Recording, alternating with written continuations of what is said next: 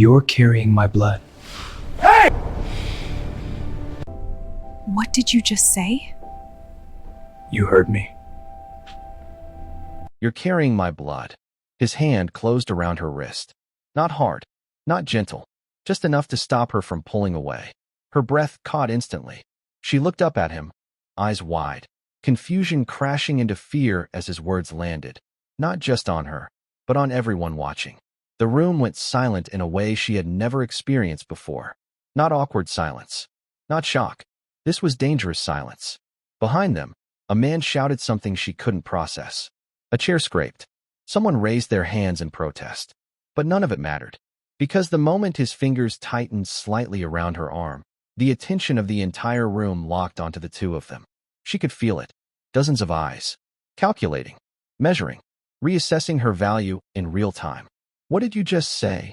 she whispered, her voice barely holding together. He didn't answer her. He didn't need to. His gaze stayed on her face, calm and unflinching, as if the truth he'd just revealed wasn't a revelation at all, just a fact that had finally reached its expiration date. "You heard me," he said quietly. Her stomach twisted. Instinctively, her free hand moved toward her abdomen before she could stop herself. The movement was small, almost invisible, but not invisible to him. Something shifted in his expression then. Not softness, not regret, certainty. That was when the room reacted. Voices rose all at once. Accusations, questions, fear poorly disguised as anger. Because everyone there understood the implication before anyone dared to say it out loud. If what he'd said was true, she wasn't just standing beside him. She was standing inside his world now. And if it wasn't true, she wouldn't be leaving the room alive. He finally turned to face the others, his grip still steady, his voice cutting cleanly through the chaos. "She stays." Silence fell again. He hadn't threatened them. He hadn't explained himself. He didn't have to, because the balance of power in that room. No one spoke at first. They stared at her the way people stare at a sudden fire. Not because they cared, but because they were calculating how close they were to getting burned. The man nearest the door was the first to move. He leaned back slowly in his chair, eyes narrowing, fingers tapping once against the table. Not nervous, annoyed, as if the entire scene offended him. "That's not funny," he said at last. His voice broke the silence like a crack in glass. A few others nodded. Someone scoffed under their breath. Another man laughed once, sharp, humorless, and shook his head. "This is a negotiation," the man continued. "Not a theater performance." She felt the weight of it settle on her chest. Negotiation. Theater. Performance. As if she were an object dragged into the room to make a point she didn't understand. Her jaw tightened. She didn't look at the men. She kept her eyes forward. Still. Controlled. Because panic would only confirm what some of them were already thinking. That she was disposable. Across the table, one of the elders leaned forward, his face creased with age and impatience. "If this is a ploy," he said carefully, "it's a dangerous one." No one disagreed. They all knew the rule. You didn't invoke blood unless you were prepared to die for it. The Korean Mafia boss hadn't moved. He stood where he was, one hand still around her wrist, his posture relaxed enough to look almost bored. His face revealed nothing. No anger, no pride, no urgency, just control, precise and absolute. Another voice cut in, sharper this time. Younger, hungrier. "Let her speak," the man said. "If she's brave enough to stand here, she can explain herself." Every eye turned to her. That was the humiliation. Not shouting, not threats. Expectation. She swallowed. Her mouth felt dry, but her voice came out steady. "I didn't ask to be here." A ripple moved through the room. Surprise. Mild interest. Someone smirked. "Then why are you?" the man pressed. Opened her mouth, then stopped. Because she didn't know. She hadn't been summoned with explanations. She hadn't been warned. She'd been brought in through corridors that narrowed the farther she walked, past guards who refused to meet her eyes, into a room that smelled like polished wood and old money and quiet violence. She was unprepared, but she wasn't stupid. "I don't have anything to gain from lying," she said finally. That earned her a few looks. Not kind ones, calculating ones. "And yet," the elders said, "you stand here on the word of one man." The boss shifted his grip slightly. Not tighter, clearer. The message wasn't for her. It was for them. "This discussion is finished," he said. Just like that. No explanation. No defense. Finished. The room erupted. That's not your call. You can't expect us to. This affects everyone at this table. Voices overlapped. Chairs scraped back. A few men stood halfway out of their seats, palms pressing to the table as if physical closeness might give them leverage. Through it all, she stayed still. Her pulse raced, but her face didn't betray it. She had learned a long time ago that fear shown too early became permission. The boss waited. He didn't raise his voice. He waited until the room exhausted itself. Then he spoke again. She's carrying my blood. The words landed differently this time. Not as a revelation, as a confirmation. The effect was immediate. One man sat back down slowly, as if his legs had forgotten their strength. Another exhaled through his nose, eyes fixed on the table now, jaw clenched. Somewhere to her left, someone muttered a curse in a language she didn't understand. The elder closed his eyes, not in disbelief, in resignation. Because now, it wasn't about whether the claim was true. It was about what came next. Prove it, someone said. Quiet. Dangerous. The boss turned his head slightly, just enough to acknowledge the speaker. No. That was all. No anger. No challenge. Just refusal. Her stomach twisted. Not because of the men, but because of him. He wasn't protecting her the way she'd imagined protection. He wasn't offering shields or promises or reassurance. He was placing her on the table. A fact. An anchor. A line no one was allowed to cross without consequence. You're asking us to accept a liability, the younger man said, carefully now. A weakness. The boss's eyes flicked to him for the first time. Everything you care about is a weakness, he replied. You live with it anyway. Silence followed. Not the frozen kind from before. The thinking kind. This was the moment she understood something crucial. They weren't deciding whether she belonged here. They were deciding whether she was worth killing later. Her fingers curled slightly, nails pressing into her palm. She forced herself not to pull away from him. Any movement now would be read as fear, or worse, defiance. The elder straightened. If this is true, he said slowly, then she cannot leave. Her breath caught. Not leave. The boss didn't respond immediately. When he did, his answer was simple.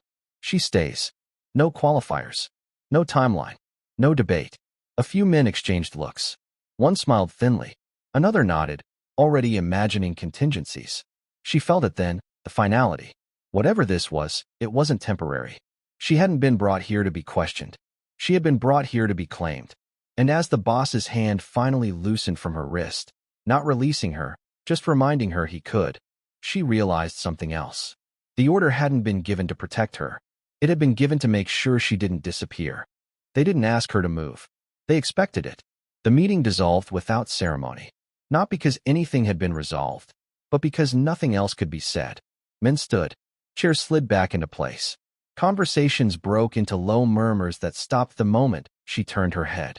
No one touched her. No one needed to. The boss stepped forward first. His presence shifted the air the way a door closing changes sound. He didn't look back to see if she followed. He didn't have to. Two guards fell into place behind them. Not close enough to crowd her. Not far enough to be mistaken for coincidence. She walked. Down the corridor she had entered through earlier, but it felt different now. Wider. Quieter. As if the walls themselves had adjusted to her status. That frightened her more than the room ever had. Her heels echoed once. Twice. Each step pulled her farther away from the last moment, where her life still resembled something familiar. She told herself not to look back. She didn't know what would be worse, seeing them watching or realizing they weren't. At the elevator, one of the guards reached for the panel, then paused. He glanced at the boss first. A silent question. The boss nodded once. Only then did the elevator doors open. She noticed everything now. How no one stood beside her anymore, only behind. How the guard who had earlier refused to meet her eyes now watched her reflection in the metal wall, alert, focused. How the boss stood just close enough that she could feel warmth radiating from him without him touching her again. False safety crept in slowly, like a blanket pulled too tightly. The elevator descended. She broke first. How do you know? She asked. Her voice sounded steadier than she felt, but it still cut through the quiet like glass. The boss didn't answer. She turned to face him then, heart pounding hard enough that she was sure he could hear it. You said it like it was a fact, she continued. Like something you'd known for a long time. The elevator chimed softly. The doors opened. They stepped out into a private level, quieter, cleaner, stripped of the public authority of the floors above. A car waited inside the enclosed bay, engine already running. He gestured once. Inside. It wasn't a command. It didn't need to be. She hesitated only long enough to remind herself that hesitation wouldn't buy her freedom. Then she slid into the back seat. The door closed behind her with a finality that made her flinch. The boss entered on the opposite side. The car pulled away immediately. No driver was visible. A partition slid up between the front and back without a sound. Silence returned. This one was worse. Her relief came in waves, irrational, unwanted. She was no longer standing in front of men who measured worth in profit and pain. She was sitting, breathing, alive, safe. The thought startled her. She didn't trust it. "You can stop pretending," she said quietly. "I'm not confused enough to think this is kindness." That earned her a glance. Not sharp, not cold. Assessing. "You're not wrong," he said. Her fingers tightened against her coat. "Then tell me what it is." The city passed by outside the tinted windows, blurred and distant, as if it belonged to someone else now. He took his time before answering. "The child is mine," he said at last. Not softly, not gently, just precisely. Her stomach dropped. Even hearing it confirmed out loud made her throat tighten. She looked away before he could see the reaction she couldn't fully control. "How?" she asked. He didn't respond. "Why now?" she pressed. "Why there? In front of them. That was necessary." "For who?" "For you." She let out a breath that was almost a laugh. "You don't get to decide that." He turned his head slightly, eyes finally settling on her face again. "I already did." There it was. Not a threat. A boundary. The car slowed as they entered a private compound. Gates opened before she even noticed them. Guards saluted, not to her, but around her. That was when she felt it. The shift. She wasn't being escorted anymore. She was being secured. They led her inside a residence that felt less like a home and more like a place designed to endure. Clean lines. Minimal furniture. Windows positioned high enough to offer light without vulnerability. A woman approached, calm, professional, dressed in neutral colors. "You'll be staying here," she said, eyes kind but unreadable. "If you need anything, let me know." Staying, not visiting. The boss handed the woman a quiet instruction in Korean she couldn't understand. The woman nodded and disappeared down the hall. She turned back to him, anger finally cutting through the confusion. "You didn't even ask." "No, I didn't agree." "You don't need to." The words stung more than she expected. She straightened. "Then say it. Say what this really is." He studied her for a long moment, as if deciding how much truth she could survive at once. "This is protection," he said. "And containment." Her chest tightened. Containment. For now. That single phrase carried more weight than the walls around them. Guards took up positions by the doors, visible, but distant, close enough to remind her they existed, far enough to pretend she wasn't being watched. False safety. She paced once, then stopped. "If you're so certain," she said, "why not explain how this happened?" His expression didn't change. "You don't need that information." "Why?" "Because it would complicate things." "For who?" she snapped. "For you." She laughed this time, bitter, sharp. "You keep saying that like you care." He didn't deny it. He didn't confirm it either. Instead, he did something that unsettled her more than anger would have. He stepped closer, not into her space, close enough that she felt the intention. "You are safe," he said. Then, after a pause that felt deliberate, "as long as you follow my rules." The line settled in her chest slowly. Rules. Plural. Her pulse quickened. "And if I don't?" His eyes held hers, unwavering. "Then safety becomes flexible." She swallowed. This was the part no one warned you about. The moment relief curdled into dependence. "What rules?" she asked. He counted them without looking at his hands. "You don't leave this property without approval." Her jaw tightened. "You don't speak to anyone about the child." Her fingers curled. "You don't attempt to contact the past." That one landed hardest. "And you don't mistake protection for permission." Silence followed. She searched his face for something. A crack, a justification, a sign that this was temporary. There was none. "You're keeping me," she said quietly. "No," he replied. "I'm keeping what's mine." The words echoed. Ownership implications bloomed all at once. The house. The guards. The silence. The rules. This wasn't a cage. It was something worse. A gilded perimeter with no visible exit. The woman returned with tea she hadn't asked for. She didn't touch it. How long? She asked instead. He didn't answer. How long until I can leave? She pressed. He looked at her then with something close to honesty. When it's no longer dangerous. For who? She demanded. For you, he said again. She shook her head slowly. You keep using me as the justification for everything you want. A faint pause. Then, for the first time, he said something that wasn't absolute. I'm using reality. Night felt without ceremony. She was shown to a room, large, clean, secure. No locks on the inside. No bars on the windows. That should have comforted her. It didn't. As the door closed softly behind her, she sat on the edge of the bed and pressed a hand to her abdomen again. The child was real. That much he had confirmed. Everything else remained a void filled with rules and silence. Outside her door, footsteps shifted. Not pacing. Standing guard. She lay back slowly, staring at the ceiling, listening to the controlled quiet of a place designed to protect something valuable. And that was when the realization finally settled. Heavy and unmistakable. Safety wasn't freedom.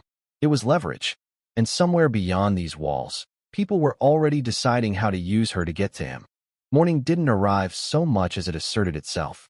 Light crept through the narrow windows in clean, controlled lines, stopping short of her face, as if even the sun had been instructed where it was allowed to reach. She woke slowly, not because she was rested, but because her body had learned that sudden movement no longer belonged to her. For a moment, she didn't remember where she was. Then the quiet reminded her. Not the peaceful kind, the managed kind. She sat up, feet touching the floor, and waited. Nothing happened. No doors opened. No voices announced themselves. The house did not react to her waking, and that unsettled her more than constant surveillance would have. It meant the control was confident. It didn't need to rush her. When she finally opened the door, the guard outside inclined his head slightly, respectful, distant, permanent. Breakfast was already set in the dining room. Not lavish, not sparse, precisely calibrated, like everything else. She ate without tasting it. By mid-morning, she'd had enough. Take me to him, she said to no one in particular. The woman from the night before appeared within minutes, as if summoned by impatience alone. He anticipated you'd ask. Of course he did. They walked through parts of the compound she hadn't seen yet. Offices that didn't feel administrative so much as strategic. Screens embedded into walls. Soundproof doors. Men who nodded once and returned to conversations she wasn't meant to hear. This wasn't a home. It was a command center. The room she was led into was smaller, darker, and unmistakably private.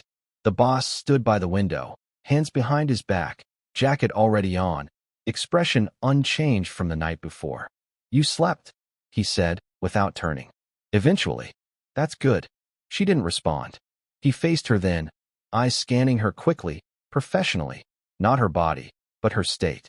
Tension. Resolve. The quiet anger she'd been holding back since the meeting. Sit, he said. She didn't. No, she replied. You don't get to keep me in the dark anymore. A pause. Not irritation. Consideration. Very well, he said. Then listen. He moved to the table and activated the screen embedded in its surface. The image that appeared wasn't of money or maps or weapons. It was people. Faces. Names. Connections. You think what you saw yesterday was authority, he said. It was not. The image shifted. A man she vaguely recognized from the meeting appeared, highlighted in red. He controls ports in 3 countries, the boss continued. But only because I allow his contracts to pass. Another image. Another name. She funds opposition campaigns. They fail when I decide they do. The faces kept changing. Judges. Politicians. Business leaders. Criminals who didn't look like criminals. Her throat tightened. This isn't hierarchy, she said slowly. It's orchestration. Yes. That was the first time he agreed with her outright. I don't rule through fear, he said. I rule through access. She felt something shift inside her. Not understanding, but scale. You're not just a boss, she said. No. A kingmaker. A faint pause. Then, that term simplifies things. But it will do. The screen went dark. He stepped closer, close enough now that she had to tilt her head slightly to meet his gaze. That room yesterday, he continued, contained men who would kill for leverage, and men who would kill to protect the illusion of strength. You disrupted both. I didn't ask to. No, he agreed. But it happened anyway. She exhaled slowly. So now what? Now, he said. You understand why you cannot be invisible. Her fear sharpened. You said this was for my protection. It is. And yet you just showed me exactly why I'm in danger. Yes. She laughed softly once. You're terrible at reassurance. He didn't smile. You don't need reassurance, he said. You need clarity. He gestured toward the chair again. This time, she sat. There are people who will test me through you, he said. Not because they care about you, but because they believe you are leverage. And are they wrong? That question lingered longer than any other had. You are leverage, he said finally. But not in the way they think. She watched him carefully now. The calm, the restraint, the way he never wasted words or movement. It wasn't coldness. It was discipline. And the child? She asked. His jaw tightened, just barely. The child is a line, he said. One they will not cross lightly. But they'll try. Yes. Fear flared hot in her chest. Then why keep me here? Why not hide me somewhere no one can find? He considered her.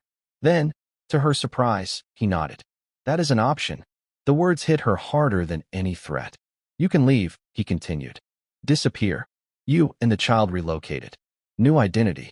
No connection to me. She stared at him. No one would know. No one who matters. And you'd let that happen? She asked. Yes. No hesitation. No conditions added. The offer was real. Her breath came faster now, heart racing not with fear, but with possibility. Why? She asked. Why give me that choice? Because visibility is dangerous, he replied. And invisibility is sometimes safer. For you, he corrected. She stood abruptly, pacing once before turning back to him. And what do you get? Control, he said honestly. Either way. The honesty disarmed her. If I leave, she said, you lose access. I lose risk, he countered. There is a difference. She stopped in front of him. And if I stay, then you become part of the equation. The room felt smaller suddenly. Say it, she demanded. You become visible, he said. Protected. Watched. Tested. Owned. A beat. No, he said. Aligned. She shook her head. That's just a prettier word. Perhaps. The offer hung between them, heavy and unmistakable. Leave. Disappear. Live quietly. It was everything a rational person would choose. Her hand moved to her abdomen again, slower this time, more deliberate. I won't disappear, she said. He didn't react. I won't let my existence be something you manage behind closed doors, she continued. And I won't raise a child as a secret. He studied her for a long moment, searching, not for weakness, but for certainty. You understand what that means, he said. Yes. Visibility invites attack. I know. Staying makes you a target. She nodded. I already am. A silence stretched between them. Then, slowly, something changed. Not relief. Respect. Very well, he said. She exhaled shakily. That's it. For now. What happens next? He turned back, toward the window. Now the world adjusts. As if summoned by the statement, one of the screens lit up again on its own. A message flashed briefly before disappearing. Movement. Response. Reaction. They're already talking, she said. Yes. And you're letting them. Yes. She turned sharply. That's not protection. It is, he said calmly. Because it tells them where the line is. And where is it? He met her eyes again. Here. She felt the weight of that word settle into her bones. She hadn't chosen safety. She had chosen presence. Later that evening, she stood on the balcony overlooking the compound, watching guards change shifts with military precision. Lights flickered on across the city beyond the walls, life continuing as if nothing had changed. Everything had changed. Behind her, footsteps approached. He stopped a few feet away, close enough to be felt, far enough to remain restrained. You can still change your mind, he said. She didn't turn. No, she replied. Another pause. Then, quietly. Then I will make sure your visibility is respected. She closed her eyes. That wasn't a promise. It was a warning to everyone else. The first rumor didn't reach her directly. It never does. It arrived as a change in temperature, subtle, almost polite, the way danger announces itself when it believes it has time. She noticed it in the guards first. They still bowed their heads when she passed, still opened doors before she reached for them, still spoke to her with the same controlled respect. But something had tightened beneath the surface. Their conversations cut short when she entered a room. Their eyes scanned longer, sharper, as if the air itself had become untrustworthy. By the third day, the house felt smaller. Not physically, strategically. She stood at the window one afternoon, watching a convoy arrive earlier than scheduled. Vehicles she hadn't seen before. Men who moved differently, less familiar, more alert. Temporary reinforcements. You feel it, he said behind her. She didn't turn. You could say that. He joined her at the window, standing close enough that she could feel his presence without him touching her. It was a familiar distance now, calculated, intentional, heavy with things left unsaid. They're talking, she said. Yes. They always were, she countered. Yes, he repeated. But now they're listening to themselves. She frowned. What does that mean? It means the rumor has survived its first test. She turned then. What rumor? He didn't answer immediately. That was answer enough. The first test came that night. She was asleep when it happened. Not deep sleep. She hadn't slept deeply since the meeting, but enough that the sound didn't register as danger at first. Just pressure. A vibration through the walls. A subtle shift in the silence that wrapped the compound every night. Then the alarms didn't sound. That was what woke her. Not noise. Absence. She sat up slowly, heart pounding, listening. The usual rhythm of the house, footsteps, distant murmurs, the controlled hum of power, had vanished. She swung her legs off the bed. The door opened instantly. The woman from before stood there, face pale but composed. Please stay inside, she said softly. Why? She demanded. The woman hesitated for a fraction of a second too long. That was all it took. She pushed past her. The hallway lights were dimmed. Guards moved quickly, quietly, weapons drawn but lowered. No shouting. No panic. Professional fear. She followed the movement toward the far side of the compound, pulse roaring in her ears. She reached the balcony just as the first car exploded. Not close enough to harm the main building. Close enough to be unmistakable. The sound rolled through the night, deep and final. Flames licked upward, illuminating the compound walls in harsh, flickering light. She froze, breath trapped in her chest. A warning, not an attack.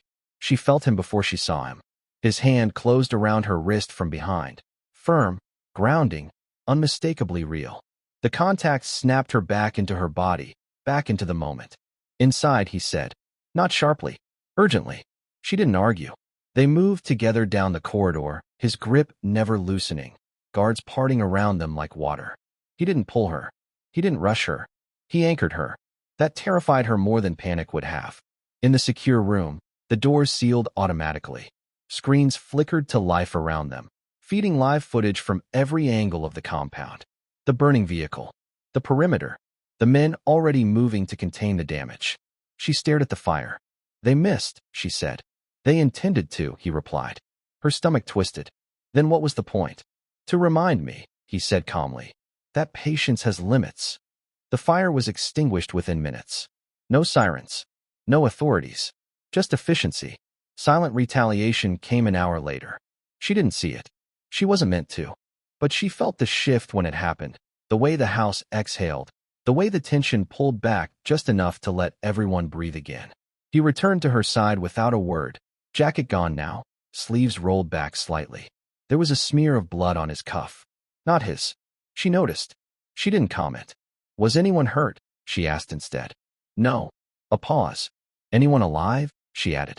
Another pause. Yes. She nodded once. That was the first time she understood the true scale of restraint. He could have erased whoever sent that message. Could have made an example so brutal it would echo for years. Instead, he chose silence. Precision. Fear that grew in the imagination. That frightened her more than violence ever could. The days that followed were worse. Not because anything happened. Because too much didn't. Meetings were canceled. Calls went unanswered. Names stopped appearing on screens. People disappeared from conversations before they disappeared from life. And through it all, she remained untouched. Untouched, but watched. They tested boundaries in quieter ways next. A letter slipped under her door one morning. No stamp. No name. Just a single sentence written in neat, deliberate handwriting. Blood spills. She stared at it for a long time. When she showed him, he read it once and burned it without comment. That night, she woke to find him sitting in the chair across from her bed. She didn't scream. She didn't ask how long he'd been there. Is this part of the rules? she asked instead, voice hoarse. No, he said. This is precaution. You don't trust your own walls anymore. I trust them, he replied. I don't trust time. She pushed herself upright. Then tell me what's really happening. He studied her in the dim light, expression unreadable. They are probing, he said. Not for weakness, for response. And what response are you giving them? None. Her breath hitched. That's not a response. It is the most dangerous one. She hugged her knees to her chest. I didn't think choosing visibility would mean this. It always does.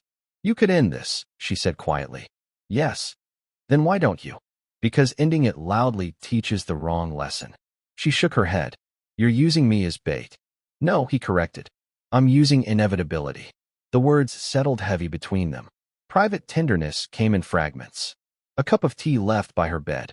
A hand briefly steadying her when the nightmares came.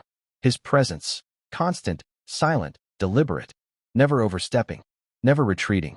Public brutality remained implied. She learned to read the signs. A name erased from a schedule. A canceled shipment rerouted indefinitely. A silence where a voice used to be. Each absence was a warning sent outward. Still, the pressure built. One afternoon, as she walked the inner garden, a stone shattered the glass behind her head. She froze. Guards swarmed instantly, weapons raised, bodies forming a wall around her. She felt him before she saw him again, his hand on her shoulder this time, firm, grounding. She stared at the broken glass. Another miss. Another message. They're escalating, she whispered. Yes. And you're still not stopping them. No. She turned on him then, fear and frustration finally breaking through her control. How many warnings does it take before someone decides to stop missing? His eyes held hers, dark and unwavering. That depends, he said quietly, on how much they're willing to lose. That night, she couldn't sleep. She sat on the edge of the bed, staring at nothing, listening to the quiet movements outside her door. Eventually, he came. He didn't sit this time. He crouched in front of her, lowering himself to her level in a way that felt deliberate, almost intimate. You're not wrong to be afraid, he said. Her throat tightened. That's not comforting. It's not meant to be. She laughed weakly. You really don't do comfort. No, he agreed. I do truth. She searched his face. Then tell me the truth. He didn't hesitate this time. If they can't touch me, he said, voice low and precise, they'll try to touch you. The words hit harder than any explosion. She inhaled sharply, every instinct screaming at once. And what happens when they do? She asked. His hand closed around her wrist again, not in warning, not in restraint, but in promise. They won't, he said. But even as he said it, she understood something terrifying. This wasn't the end of escalation. It was the beginning. The night had settled over the compound like a soft, suffocating blanket. The city beyond the walls glimmered, unaware of the war being waged silently inside. She sat at the edge of the balcony, knees pulled close, fingers tracing the cold metal railing, feeling the vibration of distant traffic as if it were the pulse of some unseen enemy. Every light, every movement in the distance carried a threat she could not name, yet felt in the marrow of her bones. He appeared behind her without sound, as if the air itself had shifted to make space for him. She didn't startle. Her body had learned to anticipate his presence, to feel it even when it didn't announce itself. But that familiarity was both comforting and terrifying. You've been quiet, he said, voice low, measured, careful not to startle. I've been thinking, she replied softly. Her words didn't carry blame. They carried exhaustion, the kind that only comes after nights spent listening to silence that feels like a scream. He didn't move closer. Not yet. Instead, he leaned against the railing beside her, silent, waiting. The city stretched beyond them, distant and meaningless compared to the tension that wrapped around their small shared space. About what? He asked finally. About everything, she said. About being seen, being used, about the child. Her hand instinctively moved to her abdomen, tracing lines only she could feel. He glanced at her, eyes narrowing slightly, but said nothing. The restraint was deliberate. He knew that a single word could shatter the fragile control she held over herself. And he didn't speak it. Not yet. Her gaze returned to the city. I don't know how to feel safe, she admitted. Even when I'm here, even when you're present, even with all your walls and guards. Her voice trembled just slightly. I don't know if anyone can be safe in a world like this. A pause hung between them, heavy with unsaid words. The knight seemed to lean in closer, listening. You don't need safety, he said at last, deliberately calm. Not the kind you imagine. You need control over yourself, over your choices, over what you will and will not accept. She turned to face him. And do I have that? The question was quieter than she intended. Vulnerability slipped through before she could stop it. Her eyes searched his face, reading every line, every flicker of movement. He studied her for a long moment. Then he nodded slightly. You do. More than you think. But only if you're willing to claim it. Her stomach twisted. Claim it, she repeated. What does that even mean when you control so much? That's precisely it, he said softly. Control isn't just about power over others. Sometimes it's about restraint. About knowing when to act and when to wait. About letting others see only what you allow them to see. She swallowed. Her chest tightened, and she realized for the first time how fragile the line between trust and fear really was. He was giving her guidance, a framework, but nothing more. No reassurance, no promises. Just truth. A soft breeze carried the scent of the city, mingling with the faint aroma of his cologne. It stirred something inside her, an acknowledgement she hadn't allowed herself to feel yet. Desire. A cautious, hesitant ember that she had buried under layers of fear and strategy. She glanced at him, eyes wide, and caught the faintest hint of awareness in his own gaze. You feel it too, she whispered. He didn't answer immediately. The silence stretched, but it was deliberate, a quiet test. A waiting game. Finally, his lips curved slightly, almost imperceptibly. Yes, but it is contained, he said. As it should be. Her fingers trembled slightly. The air between them was charged, every second stretching like a taut wire ready to snap. She realized that this restraint, this careful distance, was more potent than any overt display of affection or dominance. It demanded patience. It demanded presence. It demanded trust. You make it sound so simple, she said, though her voice lacked conviction. Just wait. Contain it. Trust it. It is simple, he said, but not easy. She laughed quietly, bitterly. Nothing about this has been easy. No, he agreed. And there it was again, the calm certainty that had haunted her since their first encounter. The knowledge that every move, every word, every gesture was intentional. That he had measured risk, anticipated reactions, and restrained himself at every turn. The wind shifted, carrying the faint scent of night blossoms from the gardens below. She inhaled deeply, trying to anchor herself, to steady the rapid beating of her heart. Her gaze dropped to the city lights again. I keep thinking, she said softly, about the people out there. The ones who would hurt me just to get to you. They will try, he said quietly. They always will. But that doesn't mean you're helpless. Helpless, she echoed, bitter. I've never felt more helpless. Helpless isn't the word, he corrected. Visible. Vulnerable. Tested. Those are words that matter here. She turned fully to face him, eyes searching. So I'm a test. No, he said firmly. You're a participant. In everything that happens. Every choice, every movement, every breath you take matters. The weight of that statement pressed down on her chest. She realized for the first time that he wasn't merely protecting her. He was integrating her into the very machinery that governed his world. She wasn't a pawn. Not entirely. But she was also not entirely free. I don't know if I can do this, she whispered. Yes, you can, he said. And you already are. The acknowledgement sent a shiver through her. He wasn't flattering her. He wasn't coaxing. He was stating a fact, one that she had never fully admitted to herself. She was capable. She was necessary. She was visible. A sudden noise from the gardens, a snapping of a branch, made her heart leap. Guards were already moving, their shadows dancing across the walls. He reached out, brushing a strand of hair from her face, his fingers lingering a fraction longer than necessary. Her breath caught. The act wasn't intimate. It wasn't possession. It was calculated, controlled, and terrifying in its precision. Every movement reinforced the fact that he had chosen to restrain himself, that the trust he offered was earned, not granted. You feel it now, he said softly. Yes, she admitted. Too much. Good, he replied. Then understand this. Trust is earned slowly, deliberately. Desire is the same.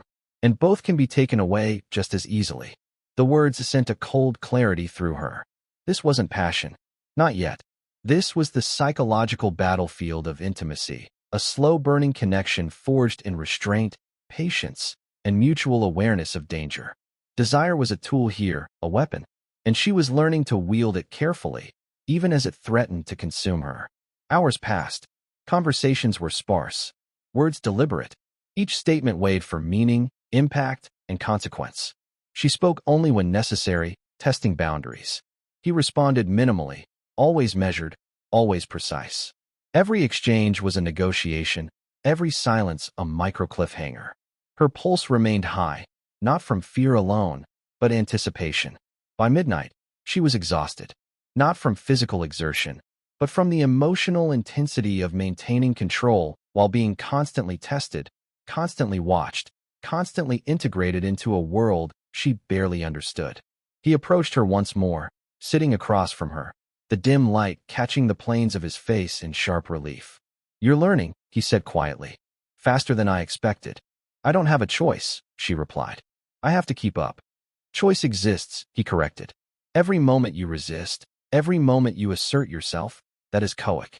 Morning came differently this time. Not with the muted tension of anticipation, not with the tight control of unseen threats.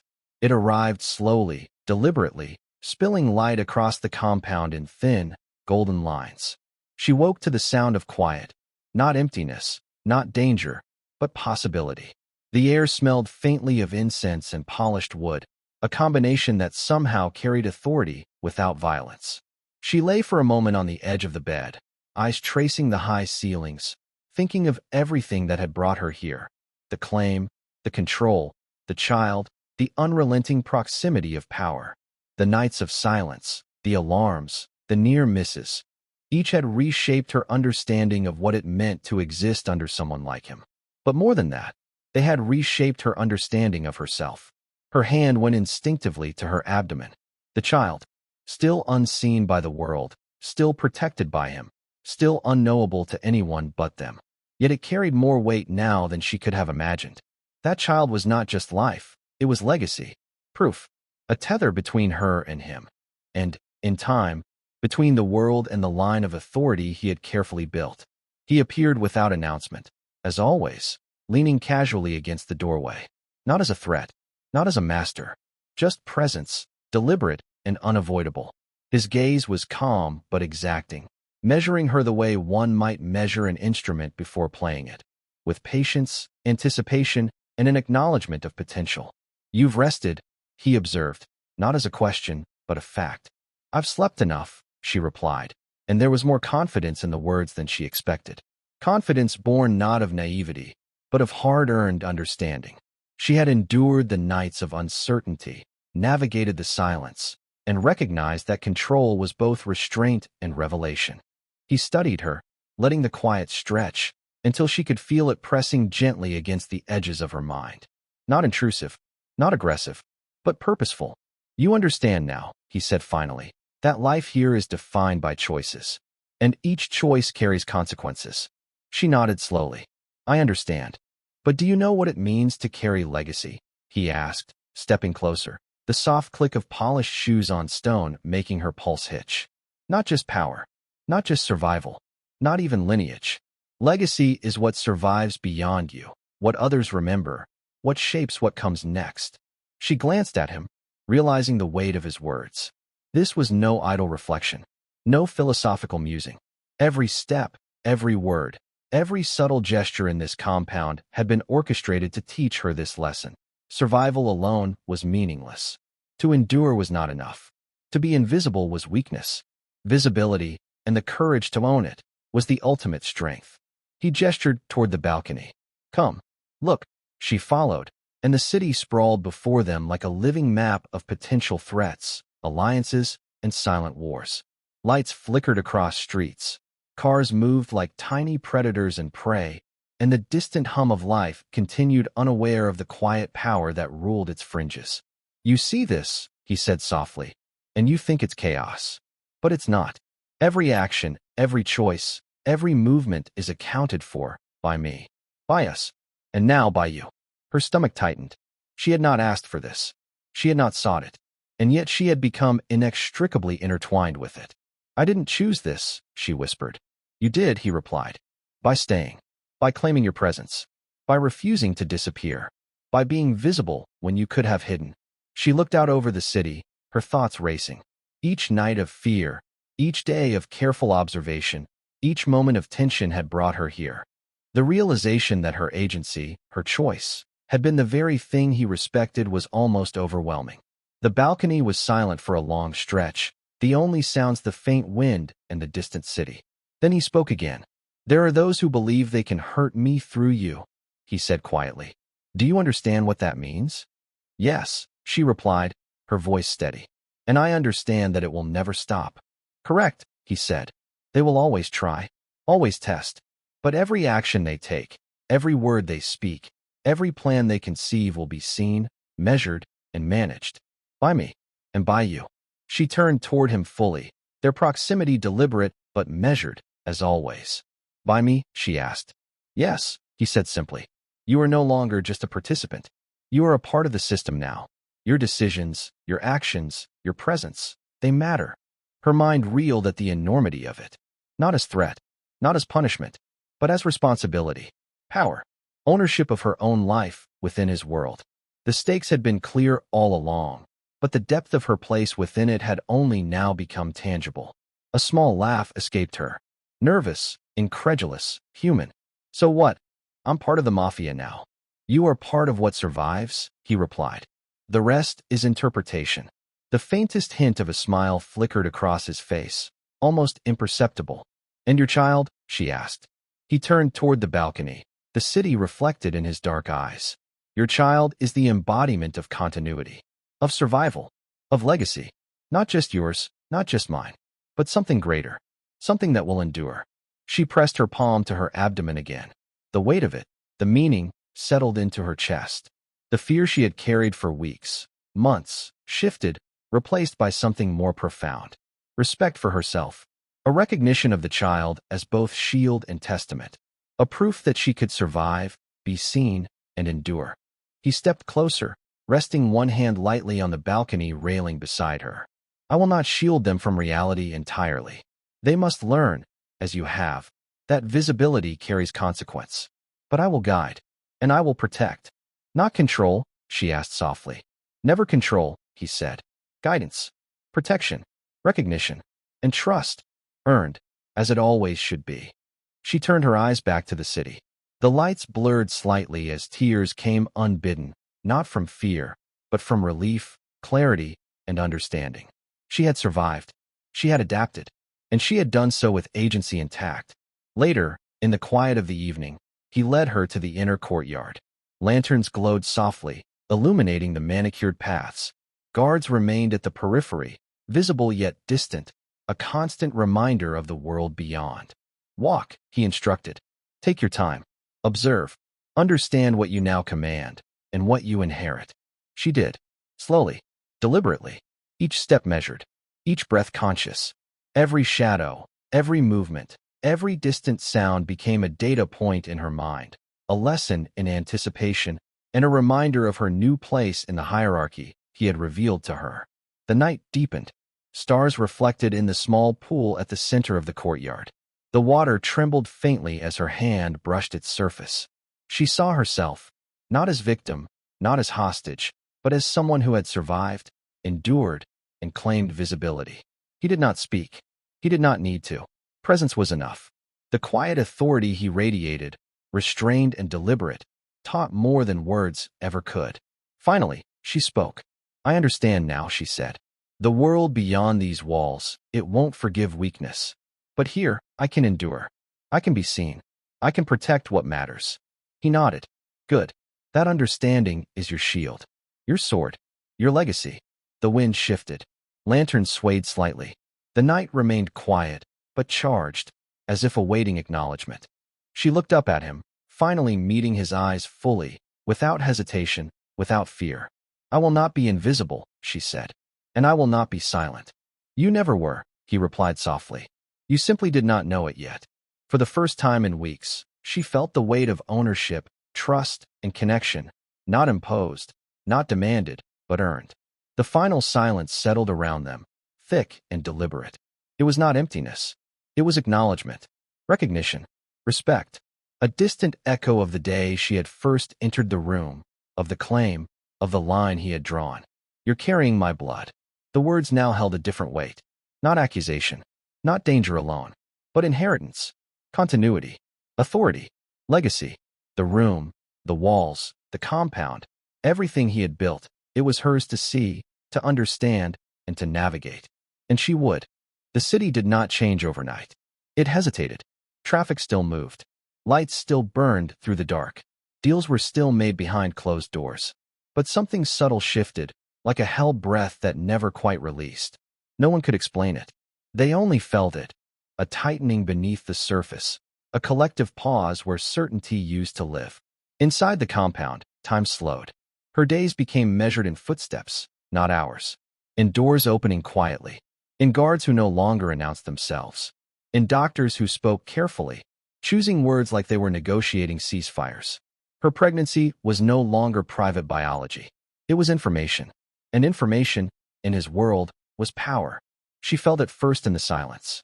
Not the absence of noise that had always been there, but the way conversations stopped when she entered a room.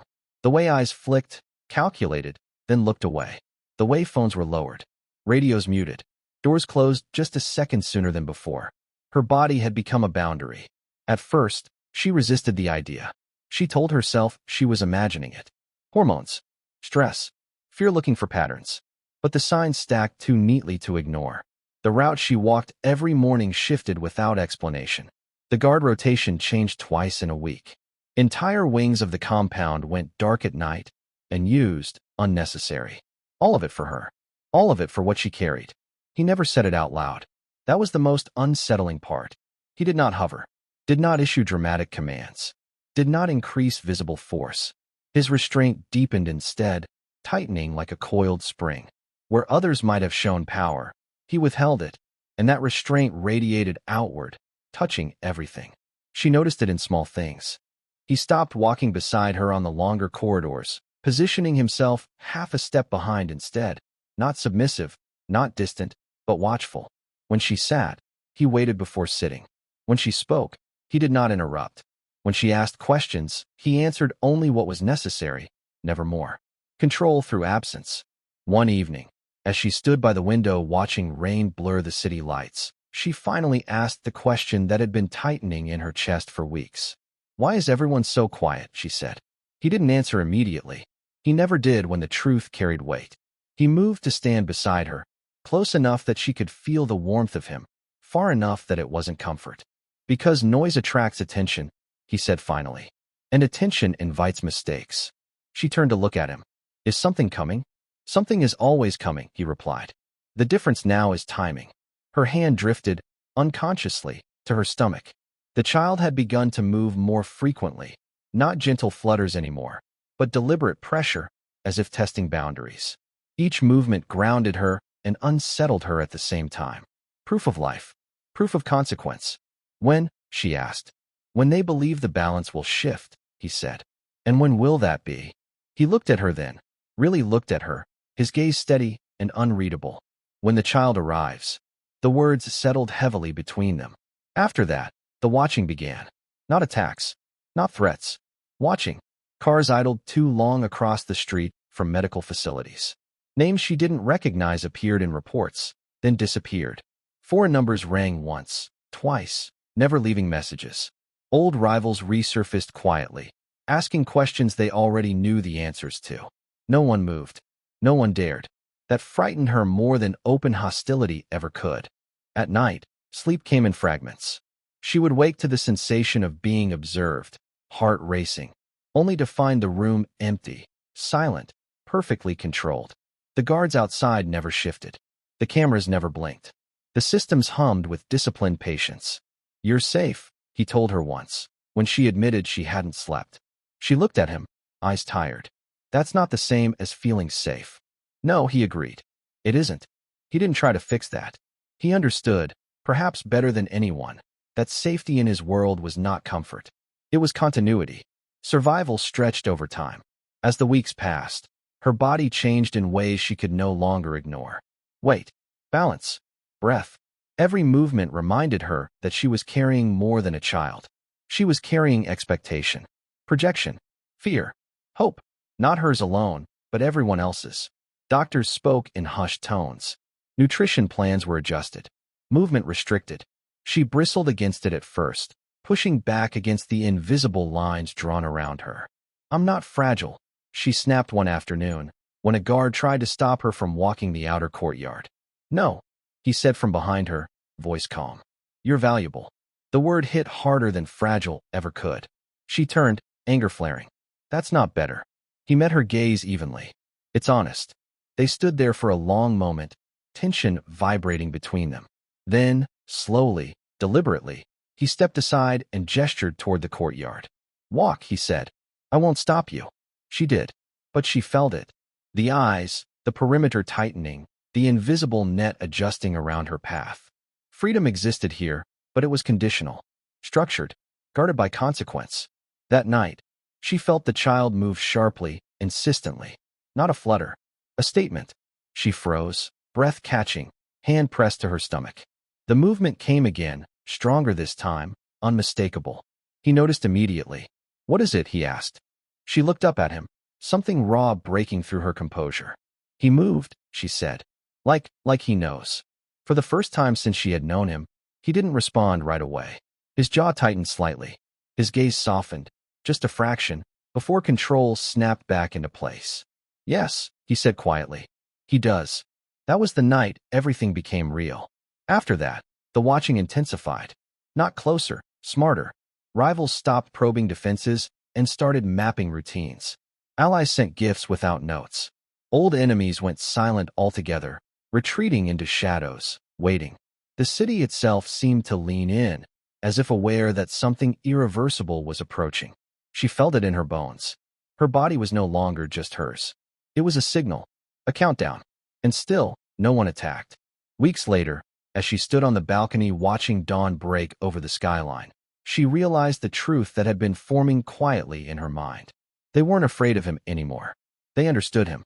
They knew his limits, his patterns, his reach. But the child? The child was unknown, unproven, untouchable for now. She exhaled slowly, a chill settling into her chest despite the warming light. Below her, the city moved, unaware of the calculations being made in boardrooms and basements alike. She felt another movement. Stronger, certain. Her voice was steady when she spoke, though her hands trembled slightly. "They're waiting," she said. "Yes," he replied, standing beside her. "They're not waiting for you." "No," he agreed. They stood in silence as the city woke fully, traffic swelling, life continuing on the surface. And beneath it all, the waiting deepened. Because they weren't waiting for him anymore. They were waiting for the child. She didn't plan the moment. That was the first thing she understood when the thought arrived, fully formed, sharp, undeniable. It didn't come from fear or insecurity. It came from clarity, the kind that only follows survival. They were standing in the private study when she said it. The room smelled faintly of old paper and polished wood, the walls lined with quiet history. Screens glowed softly along one side, tracking movements she no longer bothered to interpret. She had learned enough to know when information was being withheld and when it wasn't meant for her. He was reviewing reports, posture relaxed, attention divided between screens and silence. Power undisturbed. "I want to get married," she said. No preamble, no softening. The words landed cleanly, cutting through the quiet like a blade set carefully on the table. He didn't look up. That alone told her everything. "You don't want a wedding," he said calmly. "You want legitimacy." "Yes," she replied without hesitation. Finally, he turned. Not abruptly, not with surprise, with interest, as though he had been waiting for this moment longer than she realized. "Explain," he said. She folded her hands over her abdomen, grounding herself. The child shifted faintly, a reminder of urgency. "I won't give birth carrying your name without wearing it." The room held its breath. He studied her, not her words. Her posture, her tone, the absence of emotion in the demand. This wasn't romance. This was strategy. "Do you understand what that means?" he asked. "I do," she said. "It means permanence. It means visibility. It means no one can question the line." She met his gaze evenly. "It means you don't get to keep me adjacent anymore." A flicker of something crossed his eyes, Not resistance, not surprise. Recognition. And you believe this protects the child, he said. I believe it protects us, she replied. Silence followed. Not heavy. Evaluative. Finally, he nodded once. Very well. No debate. No conditions. The simplicity of his acceptance sent a shiver through her. Not relief, resolve. The decision, once made, was immutable. There will be no spectacle, he continued. No announcements. No press. No invitations that don't serve a purpose. That's what I want, she said. Witnesses will be selected, he added. Not family. Not allies. Power recognizes power. Those are the only people who need to be present. She exhaled slowly. When? Soon, he said. Before questions form. The preparations were efficient, almost surgical. A date chosen without ceremony. A location secured without notice. No flowers. No music. No rehearsal. Just a room. Austere, private, guarded, and a handful of individuals whose presence carried more weight than 1,000 guests. She wore no traditional gown. Nothing white. Nothing soft. Her dress was structured, elegant, deliberate. It spoke of intention, not fantasy. Her hair was pulled back. Her face bare. No ornamentation to soften her. When she looked at herself in the mirror, she didn't see a bride. She saw a woman claiming position. The ceremony itself lasted less than 10 minutes. No speeches. No vows recited for the sake of witnesses. Just words that mattered. Names spoken clearly. Agreements made aloud. A future acknowledged, not promised. He stood beside her, composed as ever, his presence anchoring the room. When the officiant asked if he accepted, he answered without pause. I do. Not because he had to. Because he chose to. When it was her turn, she didn't hesitate either. Her voice was steady, unflinching. I do. The words didn't feel ceremonial. They felt declarative. A signature followed. Ink pressed into paper. History altered quietly. The witnesses watched in silence. They understood the gravity of what had just occurred. This wasn't a union for love or appearance. This was consolidation. Continuity. A recalibration of power. When it was over, there was no applause. No congratulations. Just nods. Acknowledgement. Outside, the city continued uninterrupted. Inside, something fundamental had shifted. Later, alone in the corridor, she paused, hand resting lightly against the wall. The weight of what she had done settled fully now. Not fear. Responsibility. He approached her quietly. You did well, he said. I didn't do it for approval, she replied. I know, he said. That's why it mattered. They walked together toward the private wing, their footsteps echoing softly.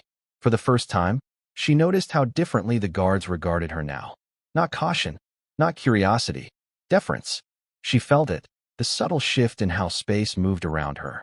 How authority recognized authority. That night, as she lay awake listening to the compound settle into silence, she realized something else had changed. She no longer felt adjacent to his world. She was inside it. By morning, the city would know something had changed, but not why. And that was exactly how she wanted it. The first contraction came just before dawn. Not sharp, not dramatic, just a tightening, a warning, like the city itself clearing its throat. She woke with her hand already pressed to her stomach, breath shallow, eyes open in the half-light. For a moment, she listened, not to her body, but to the silence around it. The compound was still, too still. Then it came again, stronger this time. She didn't panic. Panic was a luxury she had learned not to afford. She reached for the call button beside the bed and pressed it once. No alarm, no raised voices, just a signal, sent quietly into a system that had been waiting for this moment longer than she had. Across the city, New York moved on instinct. Traffic patterns adjusted without explanation. A private elevator descended in a hospital that did not appear on any public list. Entire floors went dark, reassigned in minutes. Names were checked, then removed. Doors locked that had never needed locks before. No sirens. No announcements. Power doesn't arrive loudly when it knows it will be obeyed. He stood outside the room when the doctors arrived, posture unmoving, expression controlled. He said nothing. He didn't need updates. Every relevant detail was already moving toward him through channels built for moments like this. His silence was deliberate, a shield, not an absence. She was moved through corridors that smelled of antiseptic and quiet urgency. The pain grew sharper, more insistent, each wave demanding more of her body, more of her focus. She welcomed it. Pain was honest. Pain had rules. She breathed through it, counting seconds, grounding herself in the rhythm of endurance. The child shifted hard, as if impatient. "I know," she whispered under her breath. "I'm ready." Outside the hospital, the city hesitated again. Deals paused mid-sentence. A shipment was delayed without reason. A meeting ended early. Phones rang unanswered. Old enemies, the ones who had waited, watched, calculated, felt the shift, and chose caution over curiosity. Not fear. Respect. Inside the delivery room, time lost its edges. Pain blurred into effort. Effort into will. Her body became singular in purpose, every instinct aligning around one undeniable truth. This child would arrive on her terms. He remained just beyond the threshold. Not pacing. Not issuing orders. Simply there. The doctors noticed. Everyone did. His presence didn't demand attention. It commanded restraint. Voices stayed low. Movements precise. No one rushed. No one faltered. Another contraction tore through her, stronger than the last. She gripped the side of the bed, breath breaking despite her control. Sweat beaded at her temples. Her jaw tightened. "Stay with me," the doctor said gently. She nodded. "I am." Somewhere between pain and pressure, she thought of the first time she had stood in a room full of men who would have erased her if they could. The silence. The claim. The way everything had changed without anyone raising their voice. She pushed. The city held its breath. He didn't move when the nurse stepped out to inform him progress was being made. He simply nodded once, eyes fixed on the closed door. This was the first time since she had known him that he allowed himself no control over outcome. Strategy had ended here. All that remained was endurance. Hers and his restraint. Another contraction. Another push. Her vision blurred. The pain peaked, crested, demanded everything she had left. She cried out then, not in fear, but effort, and the sound cut through the room like a fracture in stone. And then, silence. Not absence. Arrival. A sound followed, not loud, not frantic. Just a breath becoming presence. The doctor's voice softened. "He's here." They placed the child against her chest, warm and solid and impossibly real. Her breath hitched. Her hands trembled as she touched his skin, tracing the curve of his cheek, the weight of him settling into her arms. He didn't cry loudly. He arrived like someone who expected the world to move for him. She laughed then, a broken, disbelieving sound, tears spilling freely now. Exhaustion washed over her, but beneath it was something stronger. Completion. Not an ending, but a beginning anchored in certainty. The door opened quietly. He stepped inside. For a moment, he didn't move, didn't speak. The room seemed to shrink around him, attention narrowing to a single point. His gaze fixed on the child, and something shifted, just slightly, in the careful architecture of his control. He approached the bed, slow, deliberate. When he looked down at the child, his expression didn't soften. It steadied. The resemblance was unmistakable. The same bone structure. The same calm intensity in the eyes, already open, already observing. The same quiet authority and stillness. A flicker crossed his face, not surprise, not pride. Recognition. He reached out, hesitated for half a second, then placed a hand gently against the child's back. His breath caught. Only once. She saw it. The smallest fracture in composure. The only one she would ever witness. "He looks like you," she said softly. "Yes," he replied. "He does." The room remained silent, reverent. No one spoke. No one interrupted. This moment did not belong to ceremony or celebration. It belonged to continuity. Outside, New York exhaled. Not relief. Acknowledgement. Phones buzzed again. Meetings resumed, but differently. Words were chosen more carefully. Old enemies withdrew quietly, calculations rewritten. Something had entered the equation that could not be threatened without consequence. The city never heard his name that day, but it felt him. In the hours that followed, nothing was announced. No statements released. No photos leaked. The hospital returned to normal function as seamlessly as it had locked down. Patients never knew what had passed through its halls. But power knew, and power adjusted. She slept briefly, the child resting against her chest, his breathing slow and steady. When she woke, he was still there, standing watch, eyes on the window as dawn gave way to full morning. "What happens now?" she asked quietly. He looked at her, then at the child. Now, he said, the world recalibrates. She nodded, understanding. There would be challenges, threats, waiting eyes, but there would also be structure, legacy, a future that did not need to be explained to be respected. The original words echoed faintly in her mind, the claim that had started everything. You're carrying my blood. They no longer sounded like a warning. They were a fact, and facts, in his world, were immutable. The city moved on, unaware of the exact moment its balance had shifted. But beneath the noise, beneath the lights and traffic and endless motion, something new had taken root. A bloodline, a legacy, a presence that did not announce itself and did not need to. Because power, when it is real, does not shout. It waits, and then it endures.